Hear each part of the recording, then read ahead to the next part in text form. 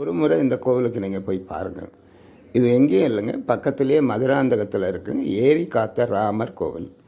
இந்த ஏரியை ராமரும் லக்ஷ்மணரும் நைட்டு பூரா இருந்து அந்த ஏரி உடையாமல் காப்பாற்றினது இது தல வரலாறு. அதனால் இதில் என்னென்ன இருக்குன்னா, தாயார் சன்னதி இருக்குது, ராமர், சீதை, லக்ஷ்மணன் எல்லாருமே இருக்காங்க. அதே மாதிரி ஆஞ்சநேயர் இருக்கார், கருட பகவான் இருக்காங்க. உங்கள் வேண்டுதலை ஒரு முறை வேண்டிங்கன்னு நீங்கள் வந்தீங்கன்னா, அந்த கோவிலேருந்து வந்தபோதே உங்களுக்கு ஒரு நல்ல ஒரு பாசிட்டிவ் எனர்ஜி கிடைக்கும். உங்களுக்கு ஒரு நம்பிக்கை. இந்த கோவிலுக்கு ஒரு முறை போய் பாருங்க.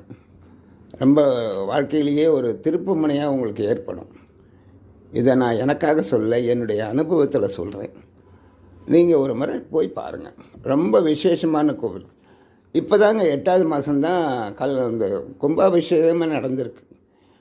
மேலே யானை இருக்கிறது நீங்கள் எங்கேயும் பார்த்துருக்க மாட்டீங்க. இங்கே பாருங்கள், இது ஒரு தனி விசேஷமாக இருக்குது. ஒரு முறை நீங்கள் போயிட்டு வாங்க. இந்த ஆஞ்சநேயரை வேண்டிங்க, கருட பகவானை வேண்டிங்க.